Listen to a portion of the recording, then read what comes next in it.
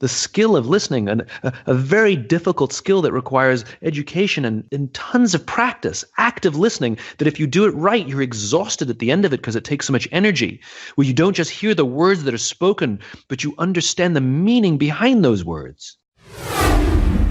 Welcome to the Jordan Harbinger Show. I'm Jordan Harbinger. As always, I'm here with my producer, Jason DeFilippo. On this episode, we're talking with Simon Sinek, author of Start With Why and now Find Your Why. He's big on why. He also argues that as individuals and companies, everything that we say and do is a symbol of who we are. It's only when we communicate our beliefs authentically, gotta love-hate relationship with that word, that we can attract others to our cause. So today, we'll discover why high performers get depressed the more they achieve, and we'll discuss the idea that why you do something is far different than what you actually do for a living. We'll also explore the role of trust and how to develop a culture of trust in your personal life, in your business, and even at home. Now, here's Simon Sinek. We followed your stuff for quite a while here, Start With Why, and this all is hitting home now. But back when I first read it, I thought, okay, yeah, you got to have a purpose and you got to have reason why you're doing everything. I get it. Okay, cool business book. I enjoyed it. It's good to do a show about it. And now we're rebooting. We used to be a different show. I used to host this different show called The Art of Charm. Now it's the Jordan Harbinger Show. It's a brand new reboot. Jason and all the rest of the team, we're all here. And we found that our why seems to be much more important now that we've gone into crisis mode. And I know that might not be normal or the usual case why a company might go and re-examine their why, but I think it's something that we started to do because if you're at the top of the mountain, you have a really popular show, you kind of go, oh yeah, it's nice to know why we're doing something, but it's not important maybe enough for you to sit down and spend a lot of time on it. When you're starting from the bottom of that mountain again and you're looking at climbing up it, you kind of have to go, shoot, do I want to go back up that again? Do I have a good enough reason to do it? And so your work has become a lot more relevant to our personal and business circumstances. Well, it's good to hear. Does that sort of jibe with the types of companies and individuals that you do work with? Or is it mostly places are kind of looking for a morale boost in a larger organization? They come in all shapes, sizes, and forms. Some of them are high performing, some of them are struggling, some of them are doing it offensively, and some of them are doing it defensively. But I think one of the things that you touched on, which is really significant, is that somebody asked me recently, that the why seems to be important in times of uncertainty. And my answer was, times are always uncertain, right? Yeah. Even when you have sustained growth, it's going to end. It's like nobody wants their house to burn down, and most houses don't burn down, but we all still have insurance. That's called uncertainty, even though our houses are just fine. And I think what ends up happening is companies are lazy, right? Because when times are good, I don't need to think about that. It's like, imagine you're driving down the highway and your goal is to drive 150 miles a day and you're driving 180 miles a day every single day. You don't think about your destination because you're just driving. And it's only when there's a roadblock or when you're struggling or something's not going right that you start thinking, why am I on the road in the first place? And that's what why means. It means before you get in the car, you actually have a sense of destination. You actually know where you're going. And if you don't have a sense of destination, what ends up happening is you become obsessed with daily metrics and so excited when you beat those metrics, but you're unaware of the fact that you don't know where you're going. And that's what purpose is. It's very common for people to think about it when they hit roadblocks, but it's usually because of hubris that they're not thinking about it when things are good. I agree with that 100%. I used to check our download statistics every 15 minutes, and if something happened one day, I would be like, Jason, why didn't we get as many today as we got last time? And it was just this terrible addiction, really. And I can't remember if it was a friend of mine or somebody in my family, and certainly Jason, my producer, was saying this all the time. He's like, look, there's no point. We're going to grow this year. That's the goal, not grow after lunch. Yeah. And if we grow after lunch, that's great. But we don't have to grow after lunch. And if we don't grow after lunch, please don't wake me up and ask why. And why that didn't happen. No, I mean, that's 100%. I mean, I know one of the impacts of when I learned my why is I became more calm, because I have the sense of purpose and longevity that I understand that sometimes it's up and sometimes it's down and sometimes it's ahead and sometimes it's behind, but I'm in it for the long haul. And the anxiety of the daily is really a very finite mindset. And we become more obsessed with the finite when we have no sense of that sense of higher purpose or cause that really, is an infinite idea. So how do we start to find this if we've never really thought about it, right? I mean, yes, it's always nice and cushy to say, look, I love delivering great content to people that helps them improve their lives. That's sort of the rough measure of the Jordan Harbinger Show mission, right? Like, I want to get great people and dissect some of their mindsets and the things they have to teach and help the audience apply those things for themselves. And yet I mean that, but I don't have it. That's like not the feeling that I have when I'm creating this stuff. I'm still passionate about it. Does that make sense? No, that's not your why. That's just what you do. Of course you do that. That's what the show is. And if you don't deliver good content that people can listen to and use, then people won't listen, and then you don't have a show. Right. So you're eloquently and adding more intonation in your voice when describing what you do doesn't turn it into a cause. It's like, what we want to do is bring great content. No, it's still what you do. Purpose and cause is why you sacrifice for this. And it's why your friends like you. It's the same thing. Your friends love you, your colleagues love you, your audience loves you, for the same reason. And your show is simply one of the things you're doing in your life that brings your cause to life. Anything you do in your life has to bring your cause to life. This is just one thing. So if you say, I want to find great people and give people actionable content, well, what happens if you don't have a show? Do you not have a why anymore? Of course you do. You're defining yourself by what you do. So take me, for example. My why is to inspire people to do the things that inspire them, so together each of us can change our world for the better. Now, I can do that in a million ways. I can write a book. I can give a talk. I can give advice to someone. That's who I am as a friend. That's who I am as a brother. That's who I am as a son. It's who I am. And my opportunity is to find the creative ways in which I can bring who I am and inject life into it. Right? So simply saying, I like writing books and I want to write books that people want to read, but what if I stop writing books? And the problem is too many people define their value based on their job. So if you stop doing that job, you retirees have this problem. They literally lose their whole identity because they've spent 20, 30 years building themselves up to do this one thing, to be this one thing. We are worth more than the work that we do. The work that we do is supposed to reflect who we are and what our worth is. So this is a great encapsulation of the problem that when my other show ended sort of abruptly and we found ourselves rebooting, because I thought the why was doing the show, doing the interviews. And so when I didn't have that platform anymore, and now that we're regrowing the platform, I went through a few days of I was really, this sounds so dramatic now that I'm verbalizing it, but I was really asking myself, have I lost this part of who I am? Have I lost the why? Because I was conflating the why with the method of delivery, right? So in that, I had the retiree problem, except I'm 37, because I ended up getting retired in a way that I was not expecting, right? And so Correct. I found myself sort of drifting, and the first thing I did was, of course, start a different show because I still have a passion for it.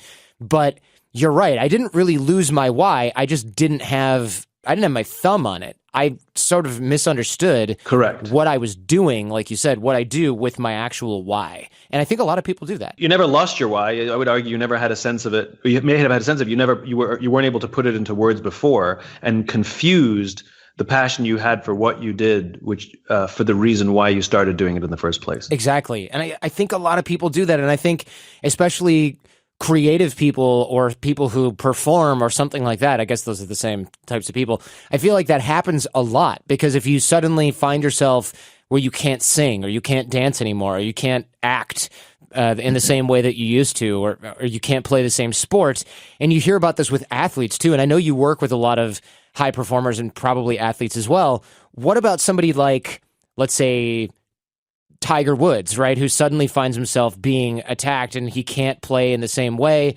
or even an athlete that actually retires? Mm-hmm. You hear about them feeling lost because it's like, well, am I still a basketball player? I don't play for the NBA anymore. I play in my backyard with my kids. What is fairly frequent is when individual athletes set themselves on the path to become, quote unquote, the greatest in their sport, right? And for those who achieve it, once they achieve that lifelong goal that they've set their whole life in motion to achieve, the immediate reaction is actually depression. So Andre Agassi became the greatest tennis player of all time, and his immediate reaction was depression. And Michael Phelps became the most medaled Olympian in history, and the reaction shortly after was depression, because they've spent their whole life to achieve this one thing, and they thought that that was the thing. And then when they get there, they realize what comes next, and they literally don't know what happens next. I have friends who are performers that have gone through this, which is, as a little girl, my friend, all she wanted to do was be on Broadway, right? That was her whole goal. Her whole life was organized about being on Broadway. And then she made it onto Broadway. And then what's the next goal? She spent 25 years for, trying to achieve this one goal. And then what, right? And team athletes don't suffer this as much. When you win the Super Bowl, you don't suddenly suffer depression, right? Okay. It's more frequent amongst individual athletes. And I think it goes to the point that our lives are better when we feel like we belong to something and we have sort of common purpose. Because as individuals, absent that sense of common purpose and the requirement to both give and receive help from others, we actually find ourselves obsessive goal setters, which is fine. And you see this in business all the time.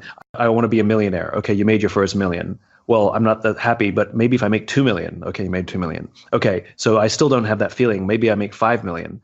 And we confuse the thing that brought us joy in the first place, And because it was all the hard work and making the goal the first time that gave us this incredible sense of accomplishment, we think it happens over and over again. But when you've had, 15 promotions and 25 bonuses, whether you're an entrepreneur or worker in a company, the novelty wears off. Mm-hmm. It's your first bonus feels much better than your 50th bonus.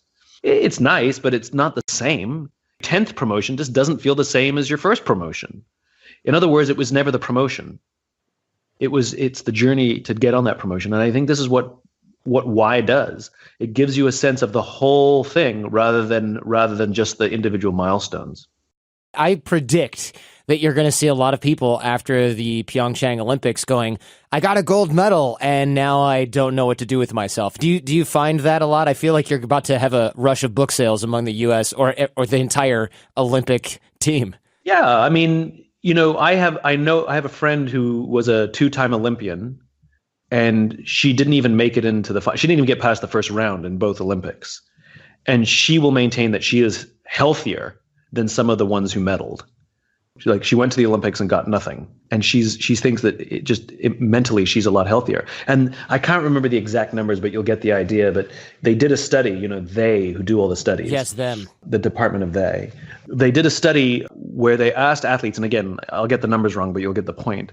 They asked Olympic athletes, would you be willing to give up your career immediately if we can guarantee that you'll medal? And something like 60% said yes, Jeez. And then they asked, would you be willing to die within 5 years if you could be guaranteed a goal? And something like 80% said yes. What? Yeah, no, like I said, I'm getting the numbers wrong, but you're getting the point. Doesn't matter. If one person said that, that's crazy. No, but it was a majority. It was an uncomfortably high number. It was the majority. It was way more than 50%.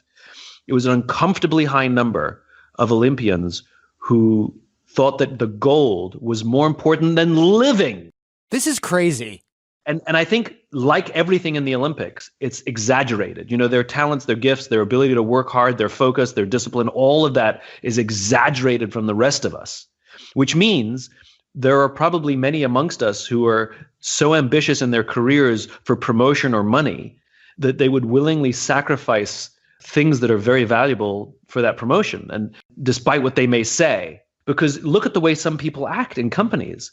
Backstabbing and people who we've all worked for people like this who we can tell are way more interested in their careers than ours, who would absolutely lie, cheat, and steal to get the promotion. And some of it's the leadership environments in which we ask these people to work.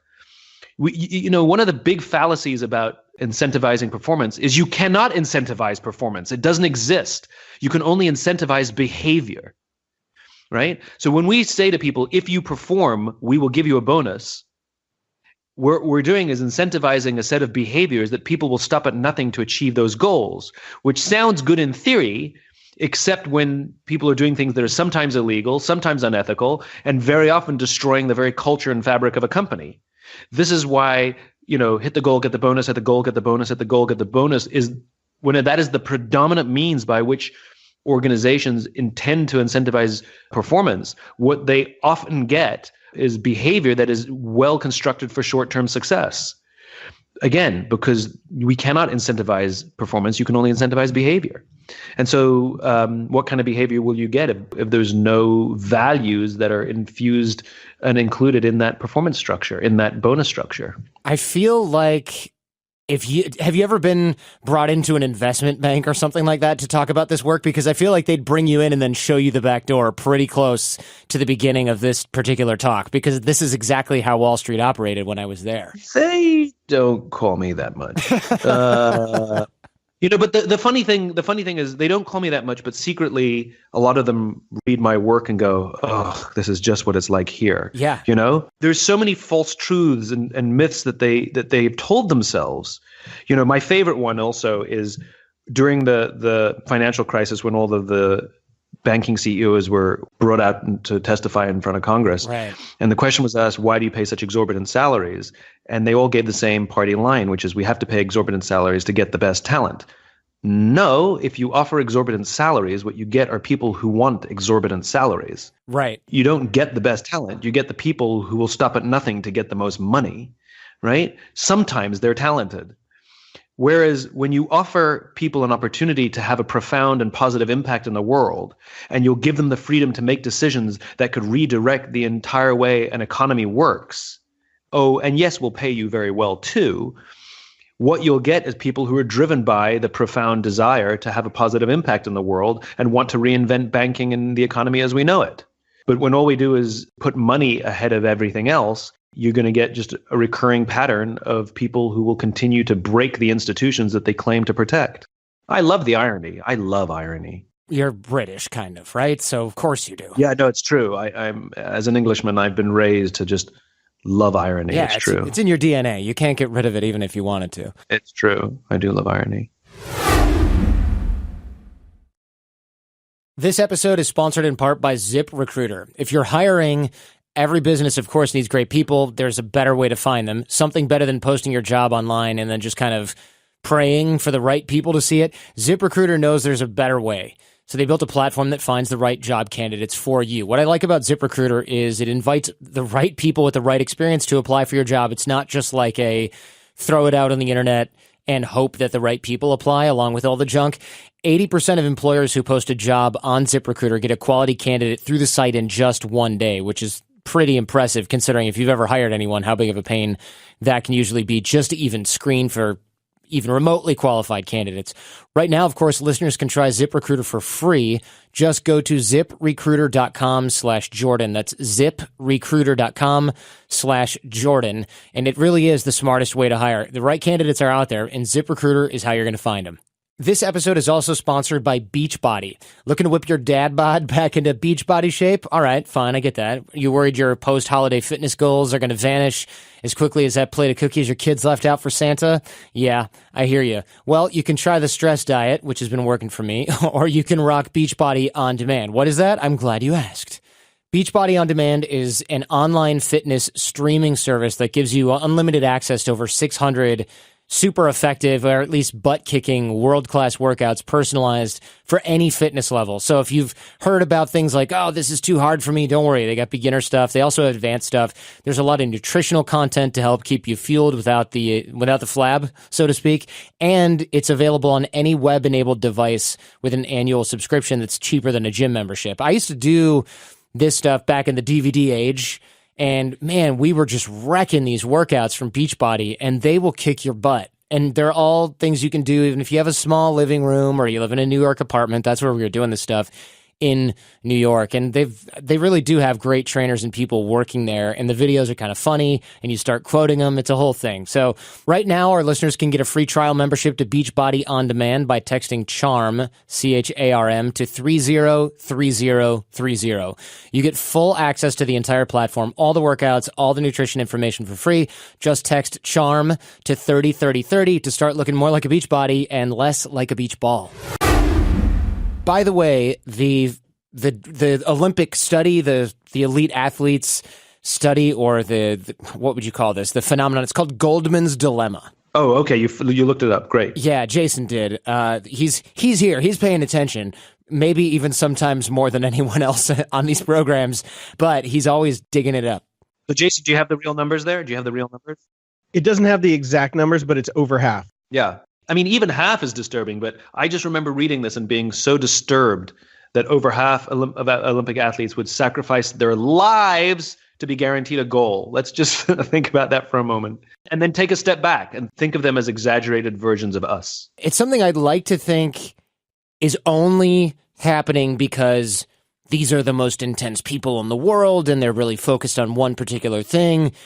But I think there's, just like any human condition, we all have a little bit of this in us, right? There's probably some measure of the population, non-Olympic population, that would say, well, I would never do that for a gold medal, but if I could just get my company to this level, or if I could be at the top of this corporate ladder, or if I could make this particular salary grade, then I would give up 10, 20, 30 years of my life. And what we don't realize, or maybe what we do realize maybe less consciously, especially when I was working on Wall Street and working myself to death with a lot of other people, although I had it pretty easy, I'll admit, I think a lot of people are making this trade. We just don't do it consciously. We might not be thinking, Correct. I'm going to die in 5 years, but if you're working 7 days a week and you're working 100-hour weeks and you have no family and no life and you live, eat, and breathe financial transactions that you really don't care about. You can take it further than that. Forget about, you have no life. Despite the fact that we have better medicine than we've ever had, the fact that you can buy good food and everybody's exercising and doing yoga, we've seen a profound increase of stress-related disorders and diseases over the past decades, which include some cancers, diabetes, and heart disease. Profound increases in people dying from these things, and they're attributed to increases of stress. The primary source of stress in our lives is work, which means that the organizations, or at least the leadership environments that are being fostered, are literally killing people. And because it doesn't happen immediately, it doesn't happen overnight, it's like eating a Big Mac does nothing. Eating 2 Big Macs does nothing. Do that every day, you'll die young. Right? In other words, you don't see the deleterious effects of these things compounding in our lives. But our jobs are literally killing us. And that, to me, is an astonishing prospect. And let's be clear, ambition is good, right? Without ambition, nothing will ever get done. Ambition is good. But ambition at the expense of others is dangerous. And I think this is why team athletes probably suffer less than individual athletes, because individual athletes are sacrificing anything and everything for their own personal advancement, where team athletes know that you cannot sacrifice your team because then the team won't win. So you have to be a team player, That may be a part of it, which is ambition is good, but not at the sacrifice of the group. How do we know if our ambition is going too far? How do I know that my level of ambition is healthy versus, I don't know what you'd call it, predatory or deleterious? Let's go back to when we were younger in all of our careers and you heard about one of your colleagues that got a promotion. Were you angry or happy for them? Me personally, did you publicly say congratulations, and then you close the door and be like, oh, that is so unfair, Truth be told, I didn't care about my career as an attorney, so I'm a terrible example, because I was always like, well, good for him. I'm out of here pretty soon anyway, because I hate this. But I think if I were really if I think about my career now, it's sort, if somebody gets recognized, well, it depends. If I like the person and I feel like they're a helpful, great producer, I go, wow, that's great, best of iTunes. If I think they didn't deserve it for some reason, I just go, well, that sucks. But I very rarely go, well, should have been me, that son of a bitch. That almost never happens. It happens all the time. And I think when you start getting angry at someone for getting the promotion that you deserve, I can guarantee you that all of us have been given promotions that probably was better deserved by somebody else. Sure. Story of my life. Right. So gratitude, being grateful for every promotion that we get or every recognition that we get is probably a good place to start. And understanding that, there's no winning. There's no winning business. There's no such thing as winning life, right? There's only ahead and behind. And sometimes we're ahead and sometimes we're behind. And amazingly, the best way to stay ahead is if we allow others to help us and we're willing to help others. It is the best way. I think we apply finite constructions to what is basically an infinite game. Like I said, there's no such thing as winning life. You can be the most powerful person in the world with more money than anybody else. And when you die, you just die and you leave it all behind. Like you didn't win life. It just continues without you. And the same is in business. Like How many companies do we miss? Like, does anybody miss Circuit City? Like, who cares? Yeah, no. It went bankrupt and we went on with our lives, Like, who actually cares? I found a gift card for Circuit City, and then I missed it because I was like, shit, there's probably like $100 on here. What can I do with this? Didn't spend it in time. No, exactly. man. No. Still burns. Still burns. The whole idea of forming or discovering our why is something that, like we discussed earlier, kind of comes late for a lot of us, or we take it for granted at first, or we don't verbalize it, or we don't, what am I looking for here? It's not like a conscious process. We just think, look, my business is working. I read this great book, Start With Why. All my employees should go through it. Okay, I'm done. I did my part. I read it and handed it. I gave a stack of it away to my staff. In fact, that's where I got mine, admittedly. I was doing a tour of Zappos, and there was a big stack of them, and I was like, I'm going to take one of these, unless I can't. That was nice of them. So I was like Tony Hsieh giving a high five over here to Simon Sinek, buying a few thousand copies of this book and giving them nice. away. Yeah, not bad. I'm going to have to remember that for when I write a book. Get on Tony's good side.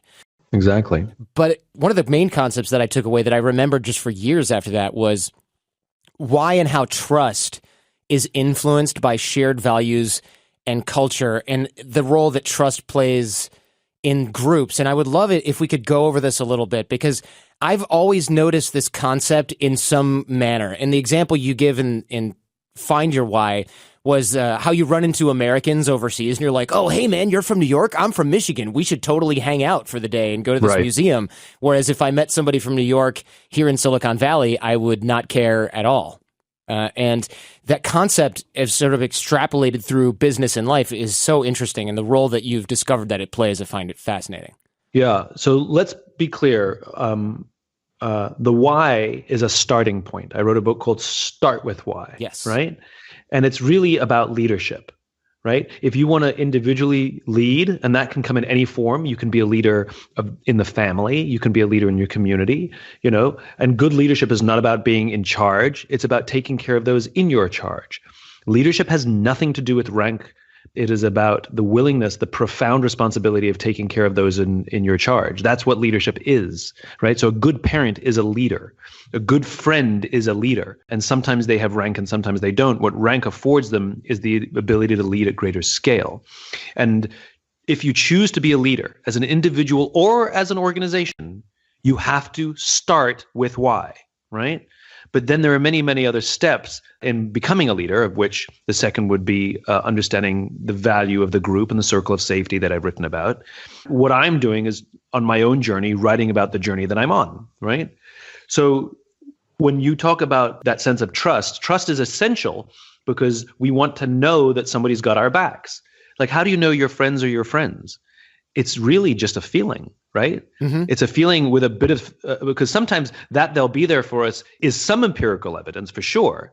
But sometimes there are people who are there from us because they want something from us and they're just gaming the system and working us until they need a favor back. Right. We know those people and we have an odd feeling about them. We get a sense that their being there for us is not necessarily genuine. We feel that they want something from us. The funny thing is love and trust and all of these things, they're feelings. They're not instructions. You can't tell someone to trust you. You cannot order people to trust each other. They're feelings, and they're feelings born out of the environment. And the environment comes from shared values and shared belonging. As you said, I live in New York, but I don't like everybody in New York. I'm not friends with everybody in New York. Somebody comes up to me and says, I'm from New York too, we should be friends. I'm like, you're weird. Excuse me, I have to go in the other direction. Yeah. But if I'm standing in Paris where I don't feel like I belong, and I hear an American accent on that Paris Underground, on the Paris Metro, I'm going to walk over and say, where are you guys from? You're from Alabama. I'm from New York. And we're literally going to be friends because neither of us feel like we belong. And simply hearing an accent or sharing, knowing that these people have at least a common sense of what we stand for and the experiences we've had because we're from the same nation creates a sense of camaraderie amongst us in this world in which we don't feel like we belong. It's tribalism. That's what it is. And the modern day tribe is the company. And so the best companies are values-based. They have a sense of purpose and cause. And when we work there, we feel like we can be ourselves. Trust is a biological construction born out of the environments we're in. How can we foster this in a way that maybe not just in our companies, but it seems like this is all something that can apply within circles of friends, within families? I mean, do you find yourself applying these kinds of things in your personal life outside of work? It seems like you would have to. Of course. Of course. Human beings are human beings, right? The only difference between work and home are the clothes we wear and the tables we sit at. I am who I am. And the reason my friends love me is the same reason my colleagues love me. It's me. And if I'm different in one of those two places, then in one of those two places, I'm lying, right?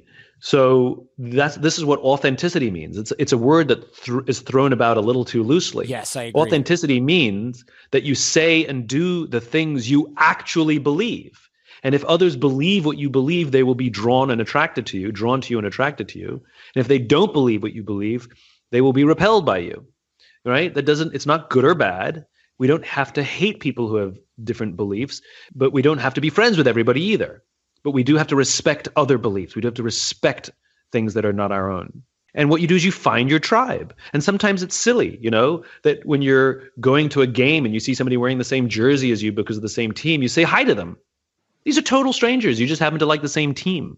Like this intense camaraderie at a finals game of something between the fans of one team and the fans of the other team. We're tribal. We want to feel safe amongst our own. We know that somebody in that jersey will probably defend us if somebody attacks us, if somebody from the other team attacks us. And so when we seek to trust others and we want others to trust us, we have to act first. Somebody has to go first. And it's the leader who takes the risk to trust first. I've never in my life heard a great leader say, "Give me a reason why I should trust you." They simply bestow trust. I've never in my life heard a great leader that says, "Prove why I should give you more responsibility." They assess someone's skills and talents and abilities and potential and take the risk to give them more responsibility. And sometimes they get it right, and that person may discover that they're capable of more than they thought. Or they get it wrong, which is they give more responsibility a little too soon. But it's like being a parent, which is we want to see our kids grow, and sometimes we give them a long leash, and sometimes we keep them on a short leash, and sometimes we get it right, and sometimes we get it wrong, and it's a dance. But the kid knows, if it's a healthy relationship at home, that it's always based in love. And good leadership is the same thing. And so when we're building friendships, it's a dance. We start slowly. We take little risks. We open up ourselves a little bit. We put in a little bit of effort. You make a call, you try and make a plan, as opposed to waiting for the other person to do the things all the time. And they reciprocate, and then you do a little more, and then they reciprocate, and then they take a risk, and then you reciprocate. And eventually, at some point, I'm not sure exactly when, you wake up in the morning and you be like, "Oh my God, I totally trust them."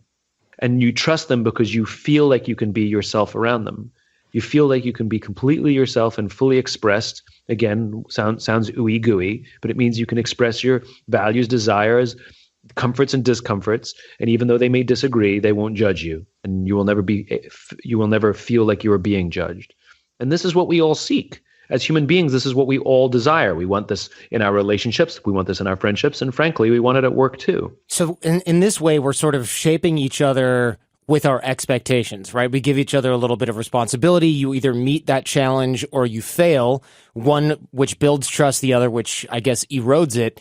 And I love the idea that we do this with people we don't even know. You didn't really touch on this just now, but I saw this in your work and also in Find Your Why, that if we say what we believe and we do what we believe, we'll attract people who believe what we believe. And that was actually comes into play with how I met my wife. She used to listen to the show all the time. And when we started talking online, which was just kind of a weird Twitter fluke, she was really curious if I was actually the person that she had heard all these years on the podcast. And so that was probably one of the primary drivers was, okay, is this guy going to be like he is on the show, or is he just this total D-bag that's going to be totally fake in Hollywood? I'm curious enough to go out with him at least once and figure it out. And now we're married. Yeah, that's 100% right. And some people, and you and I both know them, unfortunately do succumb and become affected by the recognition or anything that comes their way. It does affect them, and they aren't the people who they portray themselves to be.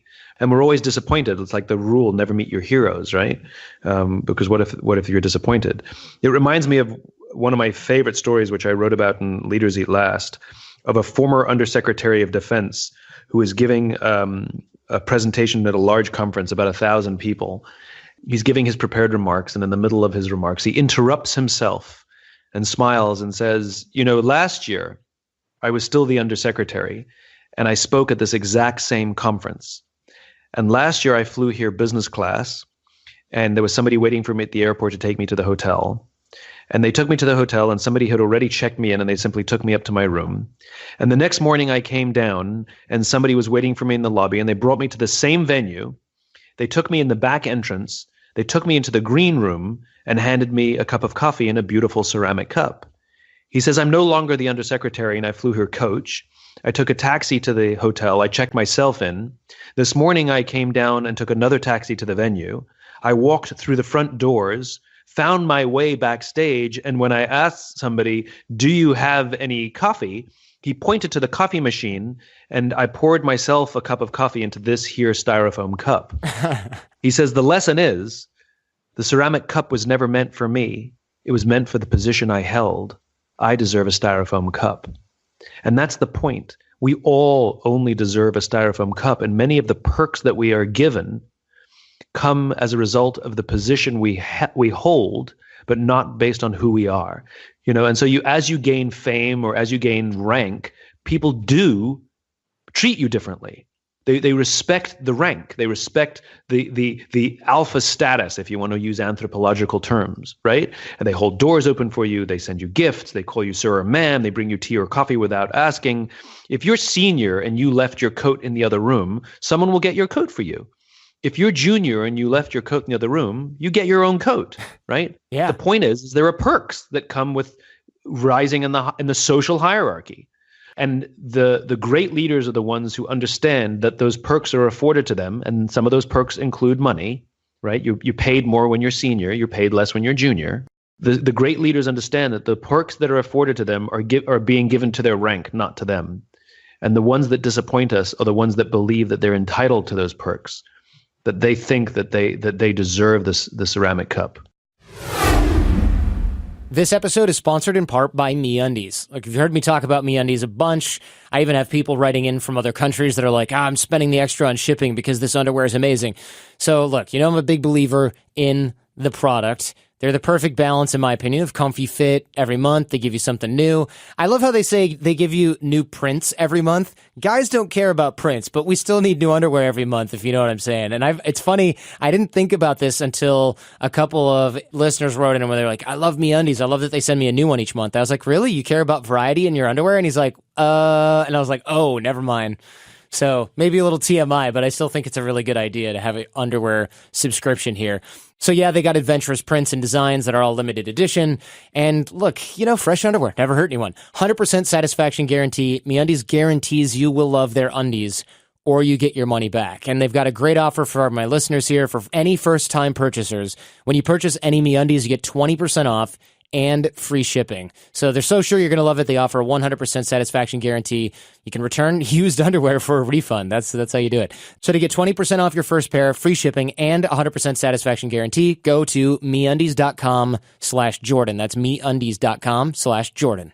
This episode is also sponsored by HostGator. It's a new year, a new you, and you need a new website or just a website in general. But if you have no idea what an HTML or a CSS is, that's okay. WordPress sounds like something your grandfather used to flatten his books. I get it.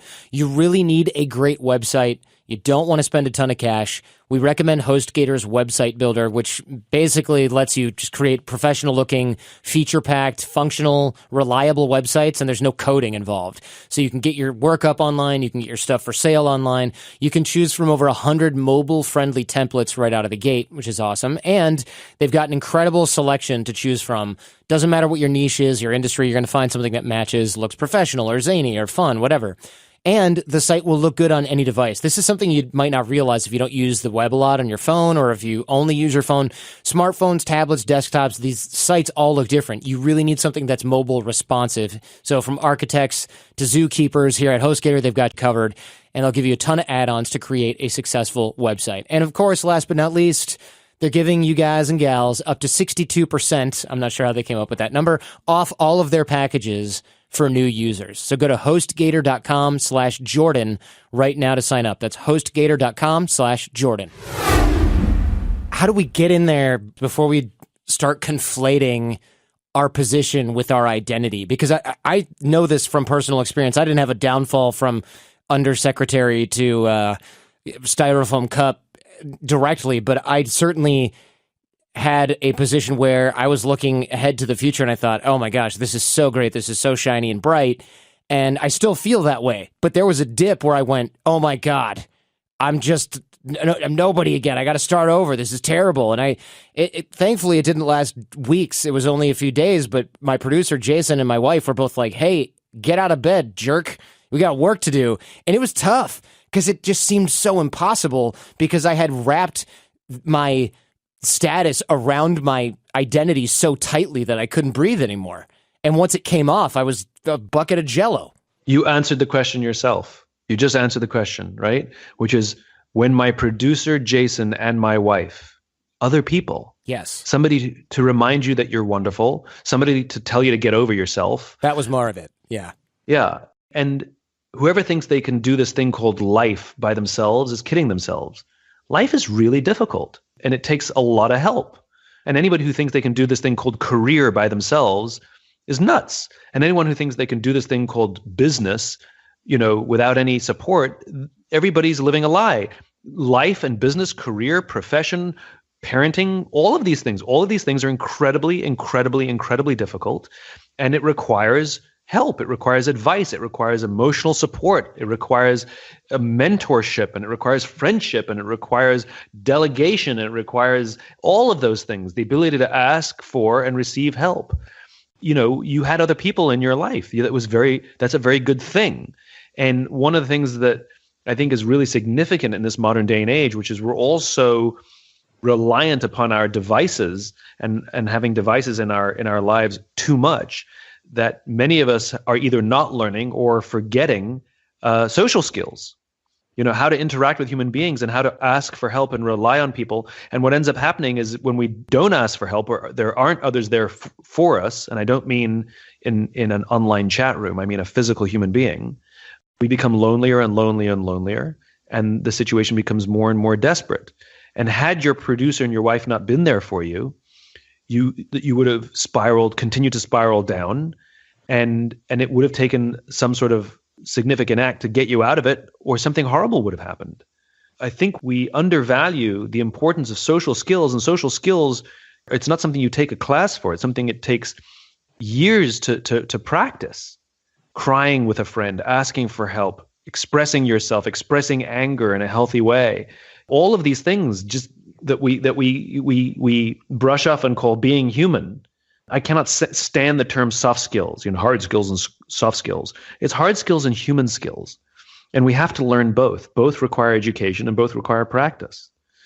I think that too many of us take it for granted that we're born with these skills innate. We're not. It's our upbringing and the way we choose to live our lives that make us good and healthy and able to apply these skills when necessary. But if you don't practice them, you lose them. What would you tell I say tell a friend, but I don't know if this example is going to work if I say tell a friend. What would you tell someone who you see is excelling, getting to the top, but has sacrificed a lot of their relationships, friendships, personal and otherwise? Is this something that you've ever noticed, or is this something that people have to notice themselves? Because I feel like if someone gets to the top of a ladder and you say, hey, man, you're kind of neglecting your network or your friends, they might say, scoreboard, dude. I'm the CEO of this company. I don't need these other people. It seems like that's the only way for them to learn is going to be the hard way, which is a shame. Is there any way you can get someone to wake up and smell the coffee and realize that at some point they're headed for a disaster because as soon as they hit a stumbling block, they don't have a network. They don't have a support group around them? I think you just summed up the problem in our country today. Mm-hmm. Too much telling and not enough listening. The left is trying to tell the right's trying to tell the left. The pro-gun lobby is trying to tell the gun control lobby, and the gun control lobby is trying to tell the pro-gun lobby. Like everybody's telling everybody what it should be and what they should do. And nobody listens. My friend William Ury, who wrote Getting to Yes, he says it best. He says, we have talk shows, but we don't have listen shows. We have peace talks, but we don't have peace listens. And so if I had a friend in that position, I wouldn't tell him anything. I would ask, are you happy? How are you? What's going on? And I would shut up and listen. I think this is one of the most essential skills in life that has almost completely fallen by the wayside in our modern country, in our modern America, which is the art of listening, the skill of listening, and a very difficult skill that requires education and tons of practice, active listening, that if you do it right, you're exhausted at the end of it because it takes so much energy, where you don't just hear the words that are spoken, but you understand the meaning behind those words, where you seek out common ground to try and find whether there's common values. And only then can you actually start to have discussion. The story is, I think the lesson is best captured by a story that Nelson Mandela used to tell. Nelson Mandela is important because he is universally regarded as a great leader. Different people are regarded in different nations different ways, but Mandela is universally regarded as a great leader wherever you go. And he was asked once, how did you learn to become a great leader? He said, what people don't realize is he was actually born the son of a tribal chief, right? Mm-hmm. And he said, when I was a boy, I remember going to tribal meetings with my father, and I remember two things. My father, they always sat in a circle, and my father was always the last to speak. So even though his father had rank, he paid everyone respect and treated them with equality by sitting in a circle. He didn't sit at the head of the table per se. And instead of speaking first, he chose to speak last. So we're always telling each other, you have to learn to listen. You have to learn to listen. But I think it's a lesson best captured with the advice: practice being the last to speak.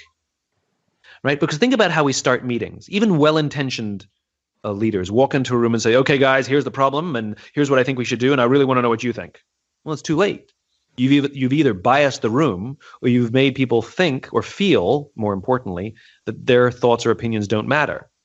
And strong are the leaders who say, here's the problem, tell me what you think, and do so with such a poker face that as you're speaking, you don't know if they agree or disagree with you, but rather they're trying to take in all the counsel from everyone, truly understand the meaning of why you have that opinion and what's driving and motivating that opinion. And then they will assess and draw their own conclusions and make their own opinions. And even if the leader makes a decision that is opposite to the one that you are recommending, you feel heard. You feel like your opinion matters. And so I think instead of just telling people, become a better listener, I think we can all practice being the last to speak. And in those cases, I think we're all too dogmatic, which is we have our highfalutin opinions and we're going to tell people what we think. We're going to tell people what they should do or how it should be. And we have this twisted notion of right and wrong, especially in politics. Only politicians think that they're 100% right and the other side is 100% wrong. And unfortunately, I think it bleeds into society. We now have opinions where we think we're 100% left and right. We're both to blame. That we think we're 100% right and the other side is 100% wrong. And I can't think of anything in life or few of the things in life where that's truly the case, especially not human things, especially not values-based things, especially things that are based in our worldview rather than, the laws of physics or something. Maybe we're so blinded by this because we're so self-centric. And there's an experiment. I don't know if you ran this or if this was something you just wrote about that someone else ran, but it was the homeless lady sign experiment is what I called it. You know what I'm talking about? Oh yeah, that was something I did. Let's talk about this because this is so wild and it really does kind of highlight, I'm thinking about myself and my own feelings and all kind of what you just described. Yeah. So I wanted to prove that everything in this world is marketing, and all marketing works the same way. That when it's about you, nobody cares, and when you make it about the other people, everybody cares. I mean, that was the point I was trying to make. And I was looking at the marketing that was going on, where companies tell you all about their product. It's better, it's faster, it's, cheaper, it's higher quality, it's made with this, it's made with that, it's all about them. It's an incredibly egocentric perspective. And so the funny test I did on this hunch was with a homeless person. Because if you think about it, what somebody homeless is doing is they're selling goodwill, right? Which is if you put money in their cup, you feel good. And if you give them no money, you feel nothing or you feel bad. In other words, you paid for the feeling of goodwill. That's what you did. And they're selling goodwill with advertising. They have a little billboard, a little outdoor advertising that they hold right there with them. And it's attempting to make the case as to why you should give to them. I'm homeless, I'm hungry, I got 6 kids, I got pets, whatever it is, God bless. They throw everything in there hoping that it'll work, right? And that's what they're attempting to do. It's marketing. And the problem is it's all about them. Me, me, me, me, me. I'm this, I'm that, I'm this, I'm that. And so begging is hard. And so I found a homeless woman on the streets of New York who's willing to let me change her sign for her. And her sign was pretty traditional. I'm homeless, I'm hungry, and et cetera. And she told me she makes between $20 and $30 a day for 8 to 10 hours worth of selling goodwill, right? $30 would be considered a good day. So we changed out her sign and she made $40 in 2 hours. Wow. What did she do? Did she keep working or was she like, I'm done now? She left. That's unfortunate. And I think that's one of the reasons she's homelessness, which is, you see this in business people as well, which is she decided that she only needs $20 to $30 a day to live. So once she got the money, she left, Yes. Speaking of ambition, not really present here. Yeah. Exactly. You see this in salespeople as well sometimes, where no matter what size territory they get, they'll always just make the minimum number that they need to survive, Mm-hmm. Yeah. So it's not a homeless issue, it's a people issue. Anyway, yeah, she made $40 in 2 hours. And the sign that I gave her went like this. It said, if you only give once a month, please think of me next time. And the reason is because we asked people why they give or don't give. And people told us overwhelmingly 2 things. I can't give to everyone. And how do I know she's genuine? So we simply answered the question. I know if you can only give once a month, I know you can't give to everyone. Please think of me next time. My cause is genuine. I'll still be here. Right? But it was about the giver, not about the taker. It was about the person buying, not the person selling. And it works. And so whether it's Microsoft or someone homeless, whether it's a car company or somebody on the street, it's all the same. The way we message is based on listening, not based on talking. It also seems like very cleverly acknowledging people's situation and maybe triggering a little bit of guilt, like, hey, look, I understand that you only have a limited resource. I don't want to show that I'm entitled. I want to do the opposite. So please think of me. And then people are like, oh, all right, well, I haven't given recently, or I have, and this is sort of an unusual situation. I mean, even hearing this makes me feel like, man, should I have given to these ladies that were collecting as I went for a walk this morning supposedly for somebody who was sick? And I'm always so suspicious of those people. So the level of authenticity in her sign, which is, look, I just need the money, but I understand that I'm not really entitled to it. Please think of me next time you're feeling generous. That kind of situation. That would work on me as well. And I feel like if we encapsulate this a little bit, we can use this principle in our own lives, not just to sell things, but to perhaps motivate others. So how would you structure this if you were trying to teach the idea that you need to make it about, let's say, the giver, make it about the other person? Is there a formula for this that you can point out that's sort of a step-by-step? Yeah, it's called empathy. Damn it. It's called what do they really want and how can I help them solve their problem versus what do I have and how do I get them to want it? Because most of us start with something and say, how do I make sure people get what I have? Versus hearing what they need and saying, how does what I have help people fulfill some sort of want, need, or desire that they already have? It's a big difference. It sounds nuanced, but it's pretty significant. And I mean, just think about it in terms of friendship, which is men are bad at this. Men are bad at this. All we want to do is fix problems. Yes. So somebody says, oh, I've got this going on. And we go, oh, you know what you should do? You should do this. You should totally do this. This will totally fix, right? I hate that, by the way. Right. But we all do it, right? Men are particularly bad at it. And sometimes all people want is just to feel heard. So when somebody says, oh, my boss is driving me crazy, and instead of offering them a bunch of solutions, we can simply say, wow, that sucks. Tell me more. And they go, yeah, this is what happened today. And you go on, right? In other words, we think they want a solution. What they want is somebody to listen. We're trying to offer our expertise because it's all well-intentioned. Don't get me wrong. It's not malicious, and sometimes sales or marketing is well-intentioned as well. It's not malicious because we know we have stuff and we want to be able to give it away. But the reality is you have to, if they want advice, let them ask for it. Let them say, what would you do then we can give them the advice. And I think it's the same in successful sales and marketing. Invite people. Fortunately, that's not how it is. Everybody has this sense of intense urgency. And this is what I learned with Start With Why. I mean, in the early days, people accuse me now like, well, I always say do business with people who believe what you believe and avoid people who don't. And people say, oh, you can afford to do that. And I've been doing that when I couldn't afford it. When I had a total of $10,000 in the corporate account that was supposed to pay 2 people's salaries and all of our expenses, and like we could barely scrape by. I remember getting a phone call from somebody that says, I've heard about you. And then he said, convince me why I should hire you. Oh God, no pressure. And my answer was don't. Because for me, the law of diffusion of innovations, which I wrote about in Start With Why, is religion for me, which is I want to work with the early adopters. I want to work with the people who are willing to suffer a little, pay a premium or suffer a little bit more energy or understand that what I'm doing is imperfect, but they want to be a part of it, right? They believe in it. And it's not that they pay a premium, it's that they believe something has value, right? I want the early adopters, the people who think, it's not perfect, but I think you're onto something. Versus somebody who says, well, what guarantee will I have if this won't work? That basically, that mentality tells me that they're not early adopters.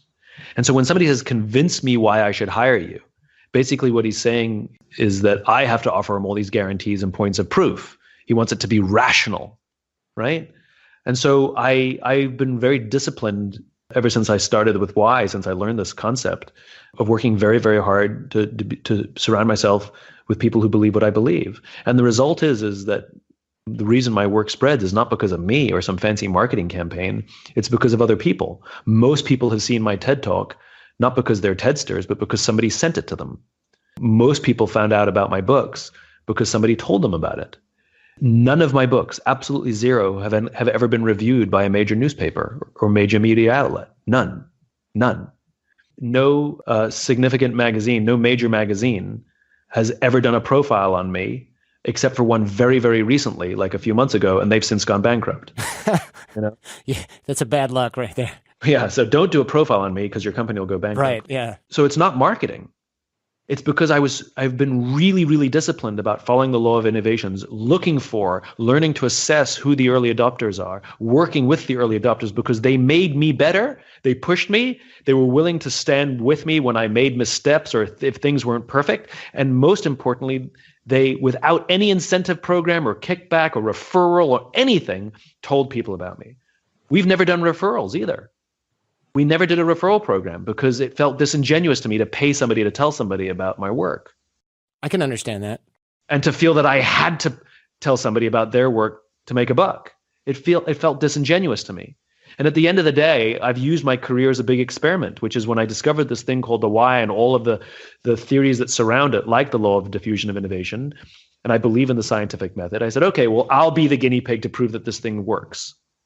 I've become a student of this concept simply to prove that the concept works. How do you, in the moment, when you have 10 grand in the bank and your wife is looking at you like, okay, how are you going to pay for your staff and our mortgage? And I don't know if you have kids or had kids at that time.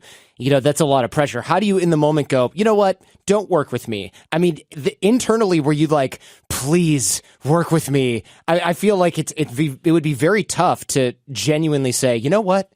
If you don't already believe what I believe, then fly a kite. And you're thinking, but I really hope you believe what I believe because I could use the money.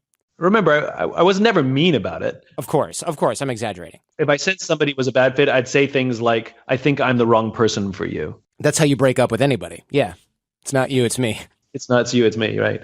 I mean, if you have someone significant in your life, a spouse or a long-term boyfriend, girlfriend, I think it's difficult to take those kinds of risks without their support. I think people who truly make it will talk of the love and support they had of the person closest to them.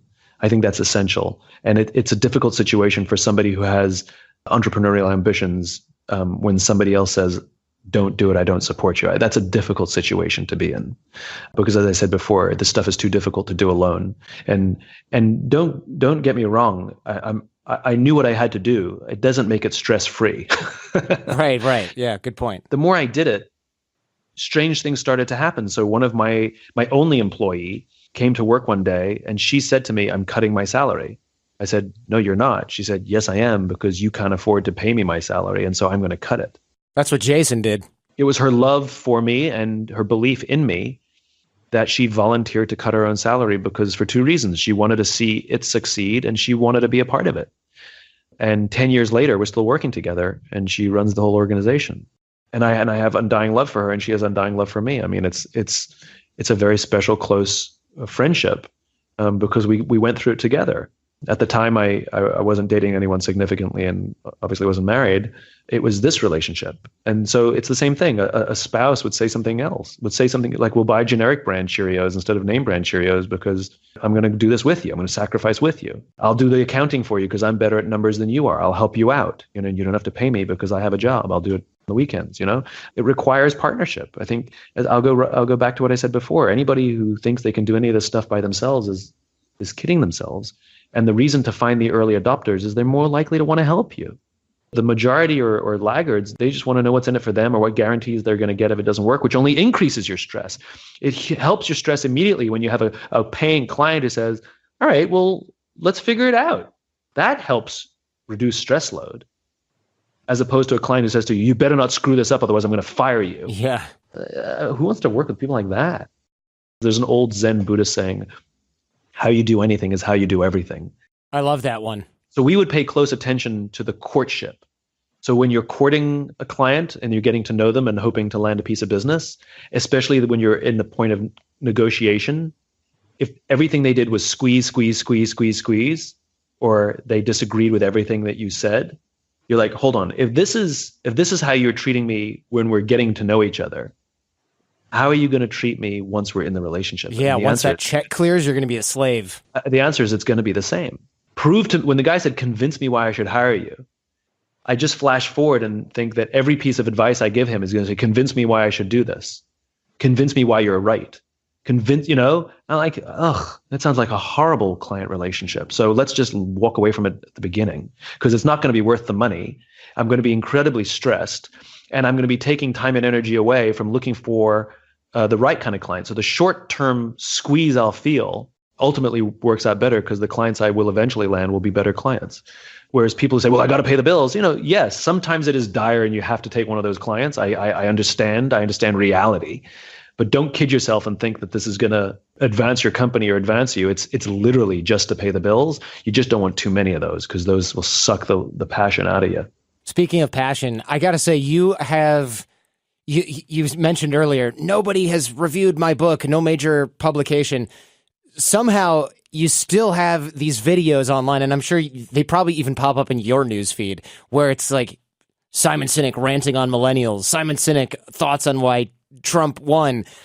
Are you crafting these rants or these sound bites deliberately, or do you think they're just resonating really well? And are you surprised that that's the clip that they took? I'm surprised every time. Really?